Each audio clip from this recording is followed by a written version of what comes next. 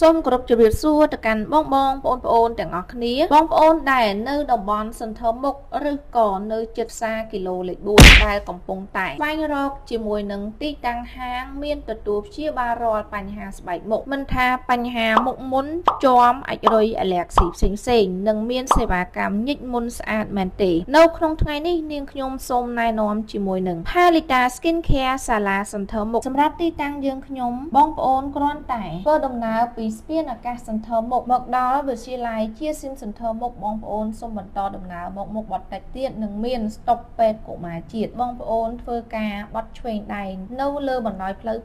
253បងប្អូនជិះហួសប្រហែលជា100ម៉ែត្របងប្អូននឹងឃើញ Palita Skin Care សាលាសន្ធើមុខនៅពីខាងស្ដាំដៃសម្រាប់បងប្អូនដែលអញ្ជើញមកដល់ទីតាំងផ្ទាល់ទីតាំងយើងខ្ញុំមានចំណតធំទូលាយមានទីតាំងអាចនិងមានបន្ទប់ញិចមុនស្អាតមានម៉ាស៊ីនត្រជាក់និងផាសុខភាពអ្វីដែលពិសេសគឺមានបុគ្គលិករស់រាយរាក់ទាក់និងមានជំនាញច្បាស់លាស់ដែលបណ្ដុះបណ្ដាលផ្ទាល់ពីក្រុមហ៊ុនសម្រាប់បងប្អូនដែលចង់ព្យាបាលរាល់បញ្ហាស្បែកមុខអាចពិភាក្សាយោបល់ជាមួយបុគ្គលិកជំនាញមុននឹងទទួលការព្យាបាលបាន